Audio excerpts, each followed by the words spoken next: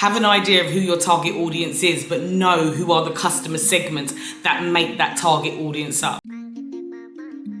Hi, I'm Natalia Nicholson, founder of Women in Digital Business, where we empower underrepresented women to thrive in the digital world.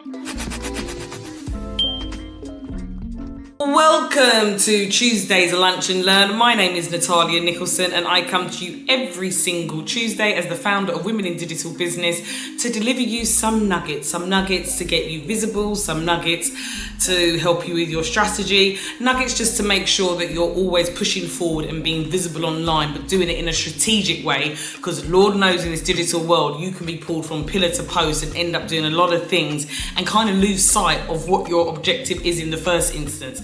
You can kind of fall down that Alice in Wonderland rabbit hole. So today, let's get started. We've got everybody here. Those are watching on a replay, please make sure you put comments into the chat. Please make sure you subscribe to our YouTube channel. Even those who are here with me live, please make sure you check me out in YouTube and you follow us so then we're able to give you the content, the lessons, the masterclasses that's really going to help you get you ahead. So without further ado, like I said, everybody introduce yourselves into the chat. If you are watching this on a replay, please just introduce yourself in the comments because many people go on to watch these sessions. So today we are looking at, you've got the skills, now you've got to put together your offer. Now you've got to sell your offer. You've got that product, you know what it is that you want to do, you know the lies that you want to change, but now you've got to put an offer together. And that's what we're going to be looking at today. Many times when we put an offer together, it really should be backed up with a story. Okay, you want to make sure that your offer is somewhere that you do it live, you do it recorded, you do it on stage. You want to have that story. You want to have that signature masterclass, and dare I say it, webinar. To date, you will find that even today in 2025, webinar funnels, whether you want to call them workshops, webinars, masterclasses, whatever the terminology that you want to use, they're all one and the same thing. They still work the best in terms of converting, getting your audience to know you, collecting leads, and then nurturing them through to sales. It's still one of the most successful funnels that exists. But whether it is the webinar funnel, whether it's a book, whether it's a quiz, whether it's a case study, it's really important that you're really clear on what your story is and what is it that you're offering to your audience. Also, I say it time and time again, week in, week out, have an idea of who your target audience is, but know who are the customer segments that make that target audience up. Just because you've got a target audience doesn't mean to say that everyone thinks and feels the same way. Once you start to segment your audience down, you start to really connect with the different segments that you've got and you connect with their pain points and challenges. And for some of you, depending on your business model, you might decide to have more than one story and more than one offer to make sure that you're hitting the needs of your customer segments and not just the overall target audience. Okay? People want to know that you can help them and why is it you can help them? So your why is really, really, really important. I thought I had a little something go off in the chat. So today, guys, usually on the Lunch and Learn, I will share some decks. Today, I'm not going to be sharing decks, so I'm going to give you literally a brief moment to run, get a notepad, open up a new screen, use Canva, get your mind map, get your recording tools out, your print screen, however it is that you take notes. I want you to have a fresh canvas, whether it's digitally, whether it's good old traditional paper and pen, because what you're going to do today with me is start to craft out your offer. And I'm going to help you do that by going through my own offer. So I'm putting myself on the spot today, guys.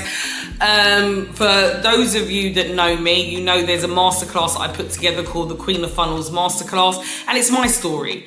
Team, Abby, whoever's there, if you could just put a link in the chat to the Queen of Funnels Mastery Masterclass, that would be absolutely amazing. For those watching it on a replay, you'll find it in the comments. The reason why I want you to watch this is because I want you to look at the structure. Admittedly, when I've done my masterclass, I am absolutely terrible at following the structure. I kind of just speak from the heart. That's my thing. We've all got our own delivery style, and I want you to lean and play into your delivery style. do not try to be someone or something else. As appealing as it might be, there might be a competitor, there might be a role model that you feel like you just want to be like. It's okay to take elements of that, but you need to make it your own. Make sense? We don't want to do any emulating. A lot of communities that will offer us help as coaches, consultants and speakers will often devise and put together programs that are based on their success, and will say to you, just follow these steps and you can do it too. You have to be able to bring out your own authenticity. We are all different. Authenticity is what's going to get people to genuinely get to know, like and trust you. Once they know, like and trust you, they're going to buy from you. So you've got to bring your own vulnerability. You've got to bring your own why, your own story. It's okay to use role models, or it's okay to use frameworks that you might have, but you really want to mold it into your own. That's going to be my first advice that I will give you. So understanding what type of architect you are, understanding what type of personality you are, understanding the personalities of who you're targeting. It's just going to help you position like your tone, your style. Like we all know I like to use my hands. I'm really high energy. That's me.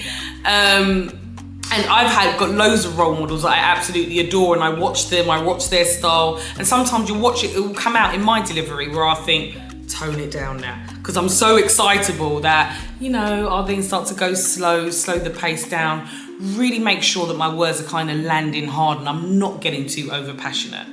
Sometimes I'll put my hands down. So there's styles that come in, but ultimately you see me through the core of how I'm telling the story. So we're going to start off here. All stories from the days of school have got a beginning, a middle and an end. Hollywood would define that as introducing characters, introducing the conflict and how you overcame the conflict. Okay? In marketing, we often know it as, okay, what's the hook? What is it that made you do what you did to get over what you did? If your story is that thing that's going to bring people in.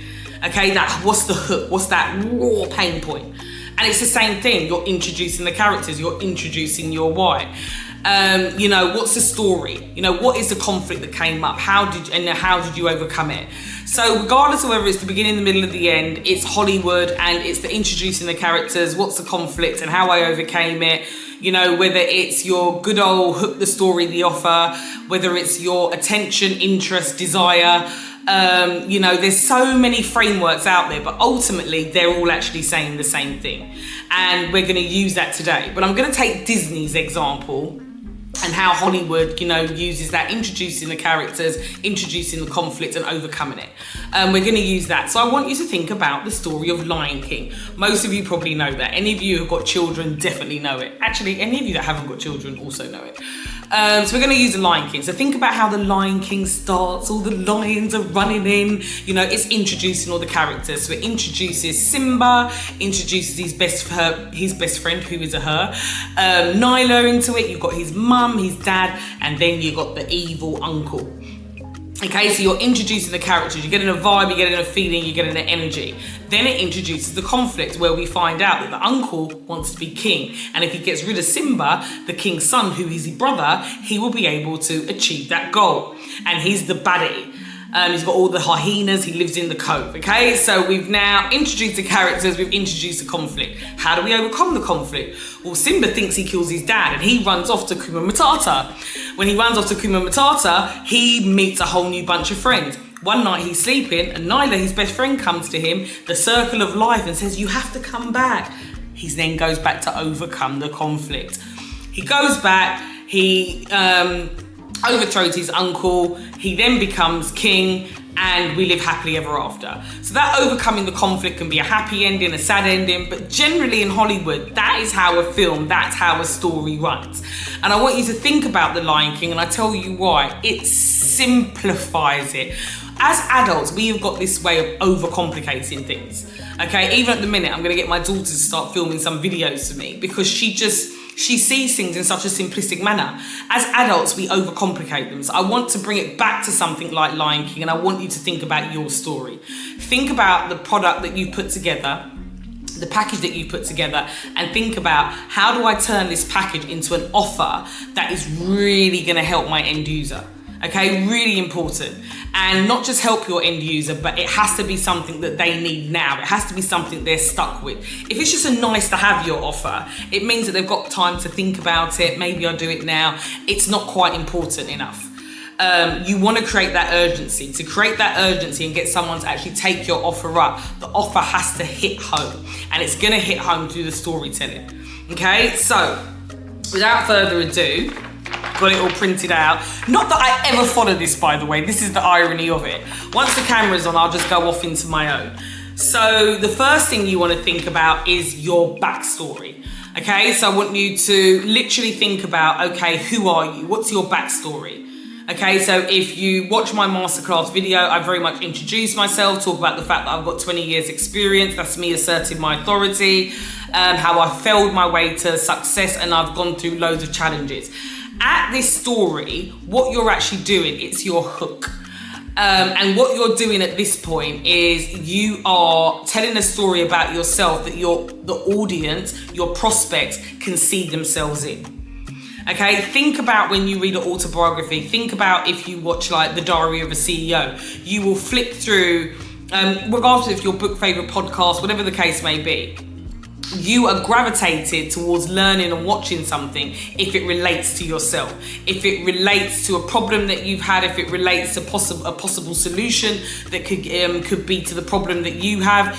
You are going to watch something if you can relate to the person. Even the way that we choose films, we choose books, we choose what we wear. Makes sense? You're going to choose it based on being able to identify. Okay, identify with something, someone, a story. So your story is a way of introducing yourself so your prospect can feel like, oh my gosh, she or he has gone through it as well. And you're able to articulate it from a place of empathy. Okay, when we talk about ideation and coming up with ideas, what we've always got to look at is what is the problem that we want to solve. So we actually start off with the problem and we don't get into the solution at all until we've kind of really figured out the problem. And that's what the ideation process is. Whether you're Samsung, Apple, all the big brands, they'll use a process of ideation. And ideation is all about figuring out the problem because you want to figure out how does the problem make the prospect feel? What's the problem stopping the prospect from doing? And the more you delve and think about what the actual problem is the more easier it is to come up with the solution. And guess what? The solution is your offer. So when you're introducing yourself, just like in Disney, you're introducing your characters, you need to introduce characters, yourself, other people that really the audience and the prospect watching or reading can really relate to. So you want to give that backstory and you want to keep it relatable. You want to keep that human to human. Sometimes as entrepreneurs, especially when we're telling a story, we can easily go into corporate technobabble is what I call it. Be careful to stay out of that lane. Keep your language simplified, conversational. Make sure your communication is clear, it's got clarity. Make sure you are homing in and taking the parts of your story out and what you've been through and what your why is so it can relate to your audience. So you want your backstory. Then you want to talk about your desires. Your audience want to know, from the beginning, what were your desires? Because your desires are a mirror of what their desires are. Because now you're even more of an authority to listen to this story because you've been in the same place that your prospect, whoever's listening or reading, wants to go. So you're going to want to follow someone that has taken that journey before because you're going to feel like this is just the person that's going to be able to help you. And you want to communicate that through desires. Okay, so you're still at the point of introducing the characters, but you're also introducing what your desire is, what you've achieved, what you're going on to do, because that is going to make your audience feel like you are the person to help me. Think about when you're choosing a coach, a therapist, a decorator, you're choosing anyone to do works even around your house. You want to know they're specifically experienced in what it is you want them to do so you can get the best results as a customer. So you need to treat your own clients and customers how you want to be treated. Okay? So you want to go through desires. Then we're going to really get into it. We're going to go into the conflict. So you want to talk about the external struggles. So external struggles are things around you that have stopped you from moving ahead or getting forward. And your prospect is pretty much going to feel the same as well. And obviously this is really for coaches and consultants today because usually your story is the why behind why you coach or why you consult. Does that make any sense? So your story and your why connects with your actual prospect and audience. Some of you who may be in e-commerce or selling other digital products, maybe your story doesn't necessarily resonate with the prospect, but you need to find a story that does. So it might not be directly about yourself, it might be about other people that you've helped that have got similarities of your prospect or the audience that is watching or listening to you. But generally, if you're a coach or consultant, your story is the why behind what you're doing. Okay? So we want to talk about external struggles. So external struggles could be lack of money. It could be the system. In Women in Digital Business, our primary target audience is Black women, and our external struggles are with the system that hasn't served us, whether it's failing us at school, whether it's failing us in society, failing us within the workplace. We don't see enough of us.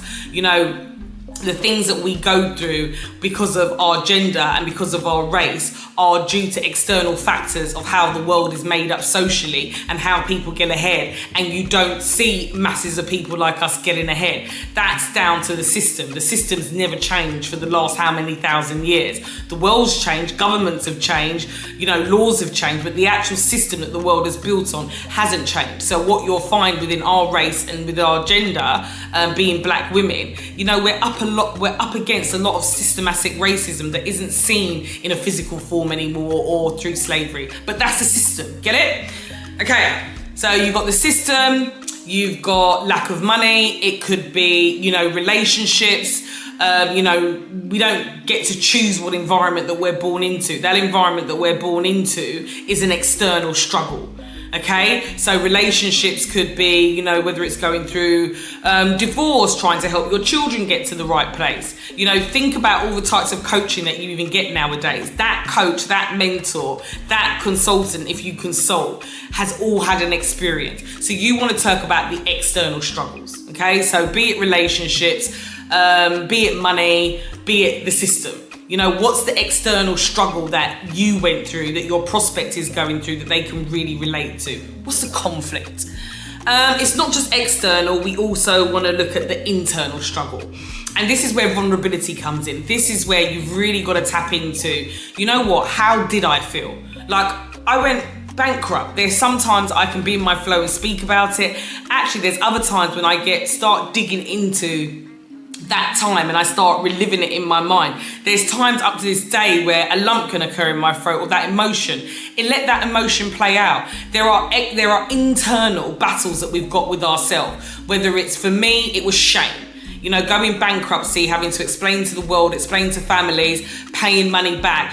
When you owe money, you are open to all the people that you owe money to explain yourself whenever they want and break things down in the most personal details.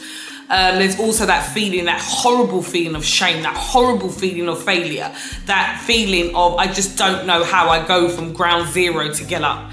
And all of our internal struggles will be different, whether it's, childhood trauma that we've gone through, or even adult trauma that we've gone through. A lot of people have gone through trauma in the workplace, whether that's the corporate world. We are influenced by a lot in our lives. So there's a lot of internal struggles that we've got. On average, we think like 40 to 60,000 thoughts a day. And most people will spend 90% of their time thinking about the past within those 40 to 60,000 thoughts.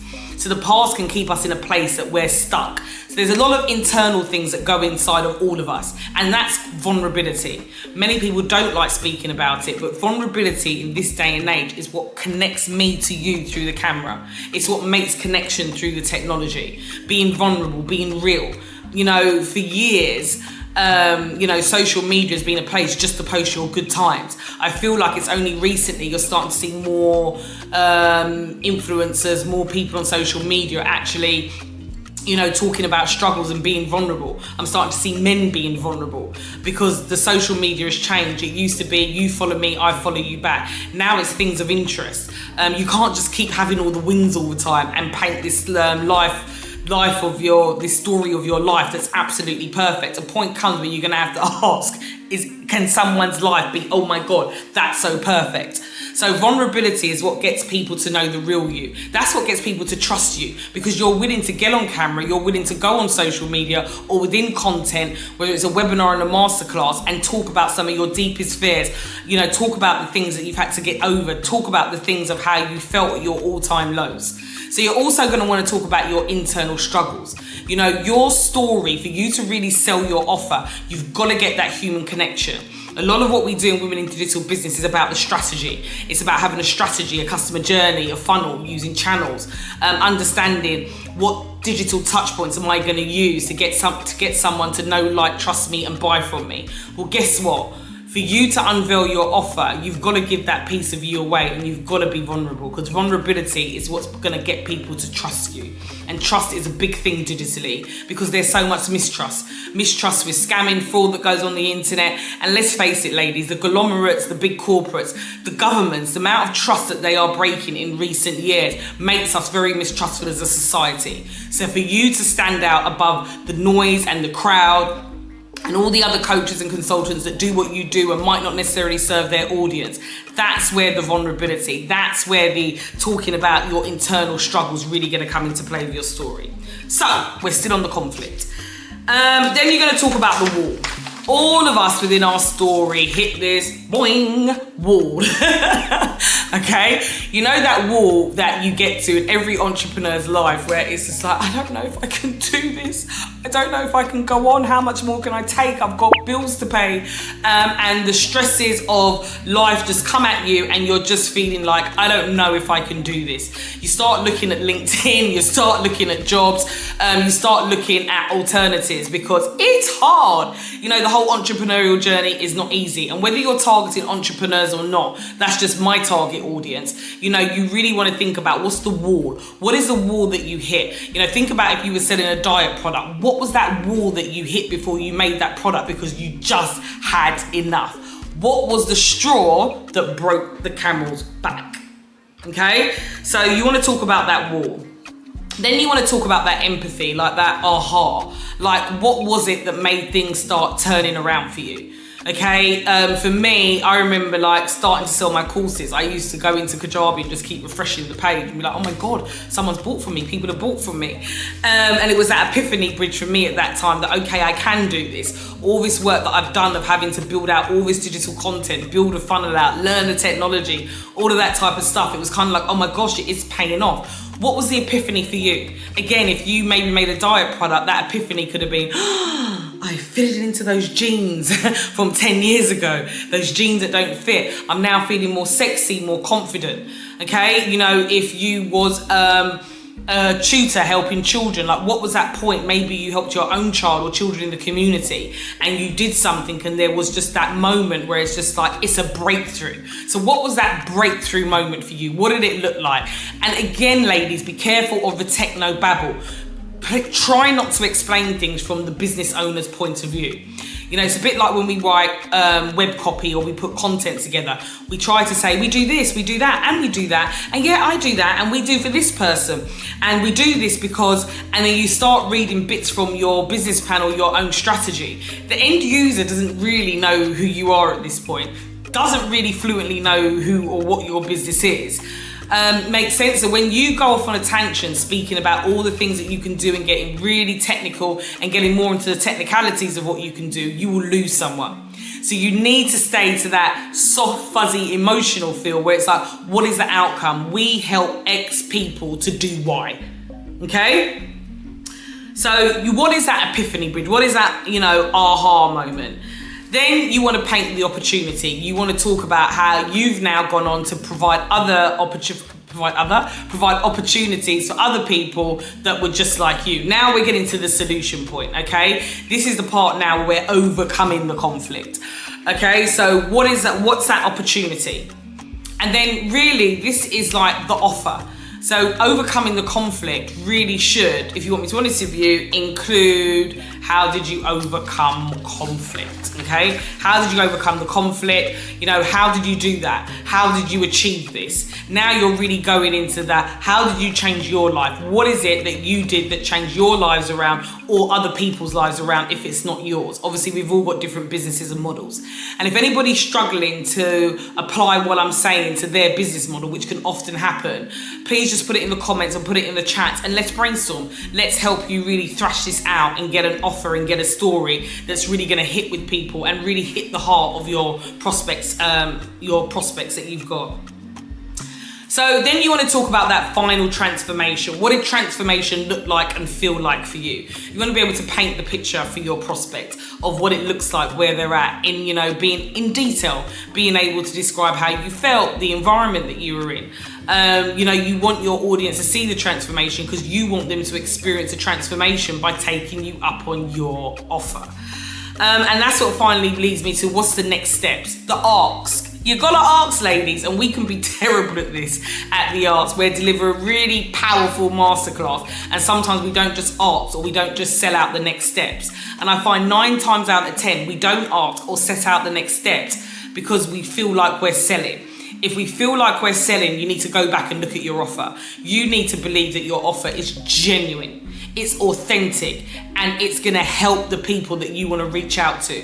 If you're feeling like, oh, I don't want to come on too strong, it's a bit too salesy, that means you don't fully believe in your offer. So your offer needs to become more authentic so you can have that art, but do it with pride. Do it with, you know, this is really, really going to help you because you believe that with every core and being in your body that for this very segment, this is going to help them and catapult them and bring them to where they need to be to overcome the problem that they've got. So you've got to make sure that you ask. And like I said, if that ask isn't comfortable, that's when you need to think, okay, is my offer maybe a little bit to following that strategy? So because of the technicals, it's come out when you're delivering, and that coming out of the technicals means that now someone can feel sold to because it's very 1 + 1 = 2, you need to do this, and you're kind of pointed. Does that make any sense? You don't. Your offer should be like, if you're here, if you're feeling like this, if you can relate to what I'm saying, I promise you, by doing this, you're going to get X, Y, and Z. It's that authenticity.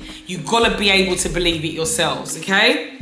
So it's all very well kind of figuring out, you know, what's my program going to be? What's my offering going to be?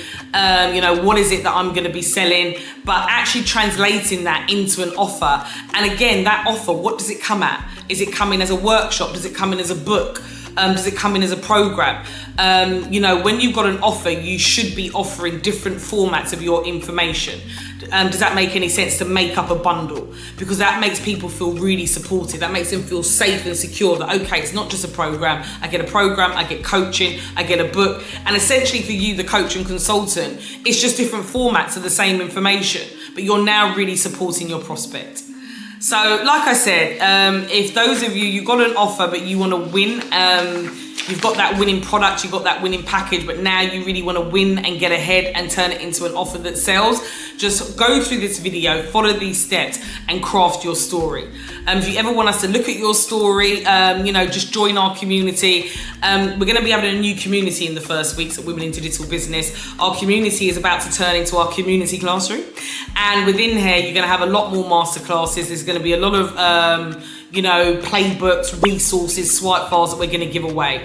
The community is very much going to become our classroom and resource. So those of you that are here with me in the community, watch out, you'll get an email alert. For those of you watching this on YouTube as a replay, please make sure you join into our community. Please make sure you join in and you can get access to all the classroom and the resources, and you'll also get all the emails that will alert you to things that are happening, and also make sure you subscribe to the channel.